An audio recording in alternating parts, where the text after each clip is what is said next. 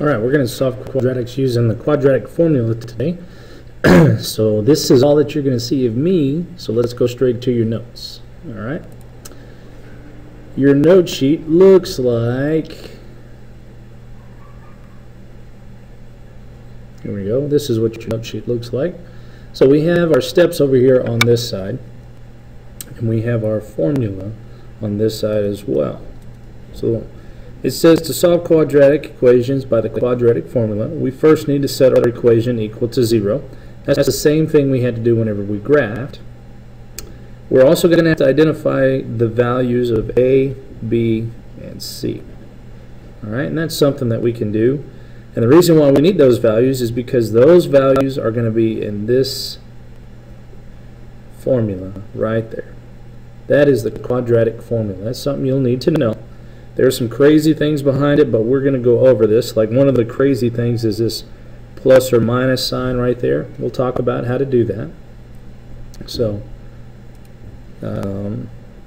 let's go ahead and do this. Now you're going to need your calculator, so this is going to be calculator driven.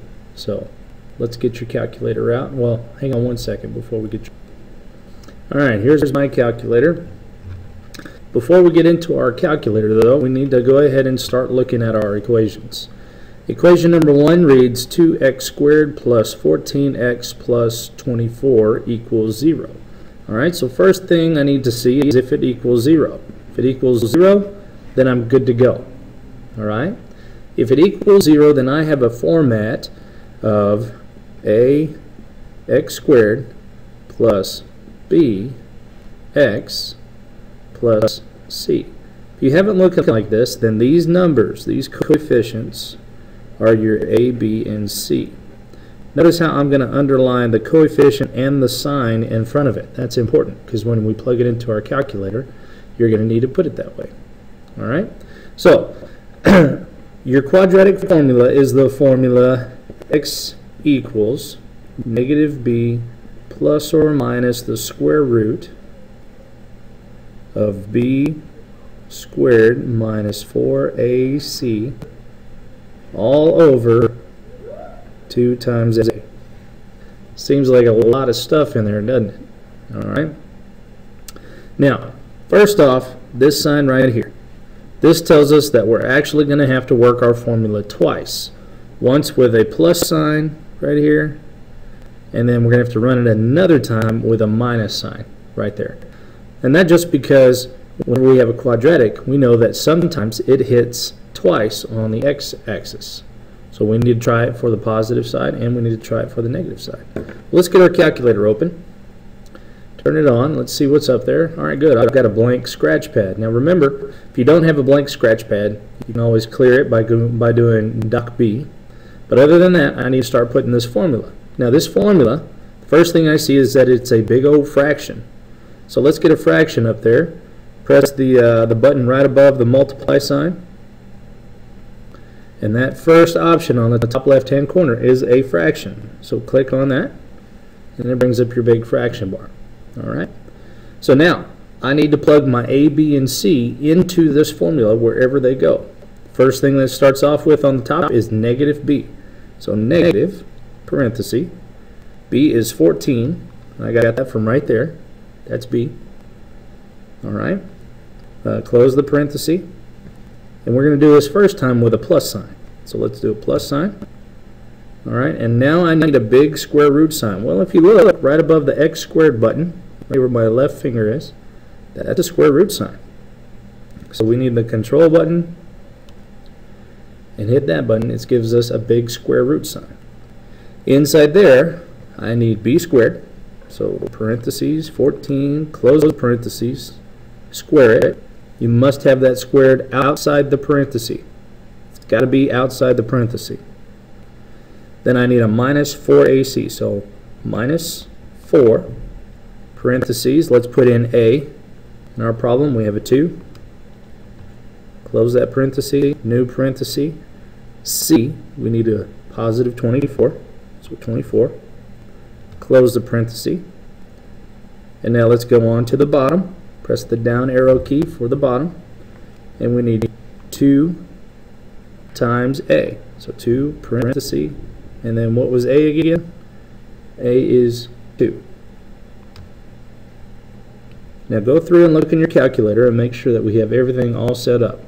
We have a negative b plus the square root of b squared minus 4ac all over 2a. If you hit enter, it should give us a solution. This solution is negative 3. That's only one solution though. We've got to put all that stuff back in there, but this time I need a minus sign. Now if you remember how your calculator works, you can go up and highlight that, all of that stuff, hit enter, and now all you got to do is go change that plus sign to a minus sign. Hit enter again, and we have a negative 4. Those are your two solutions using your calculator.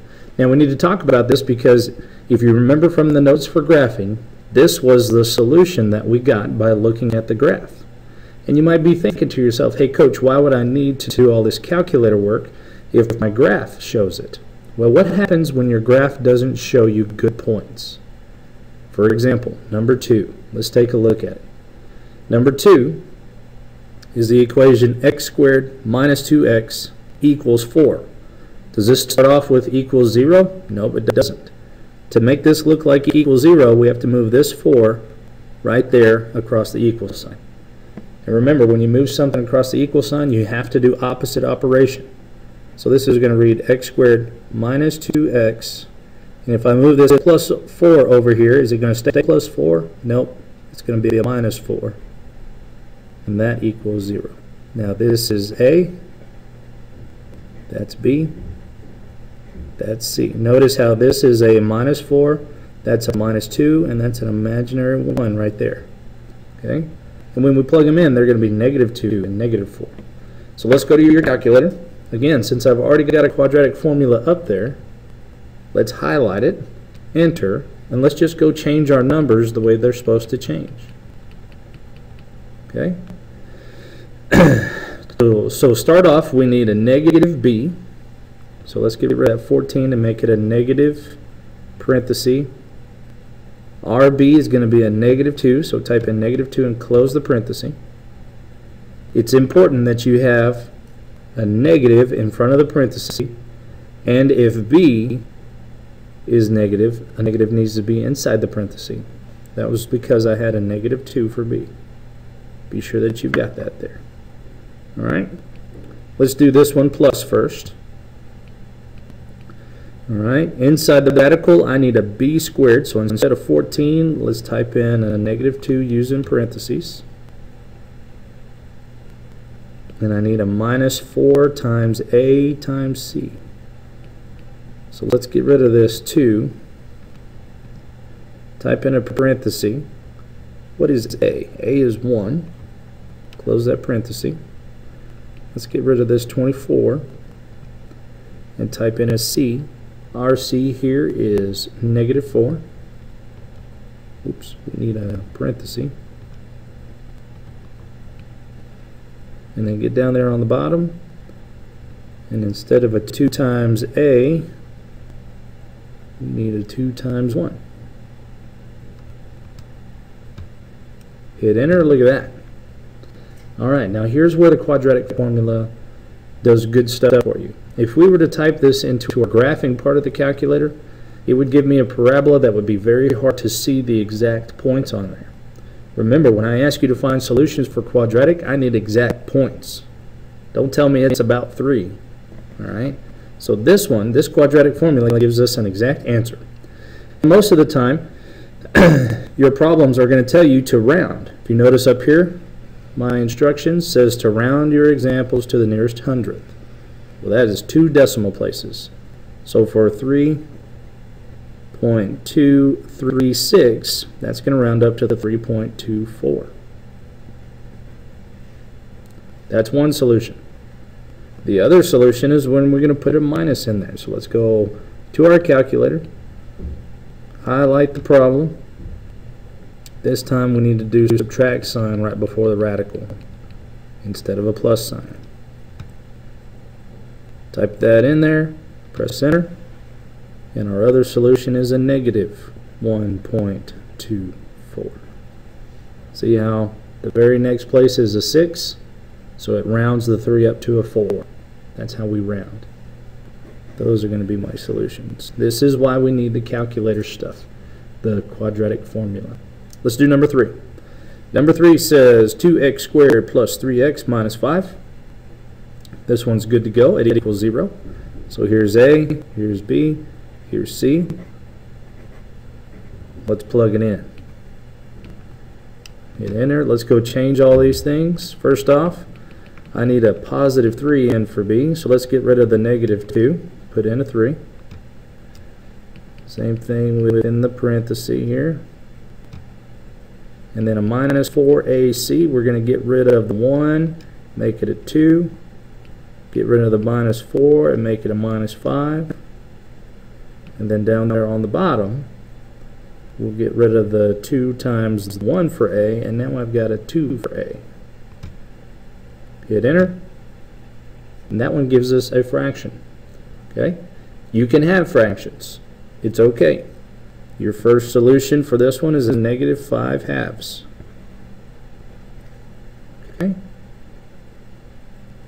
Alright, that's one solution. Let's do this again. This time let's do with the plus sign in front of the radical. Hit enter. And my other solution is a 1. That's the quadratic formula. Okay, very useful if whenever you try it in your graph, it doesn't give you exact points. All right.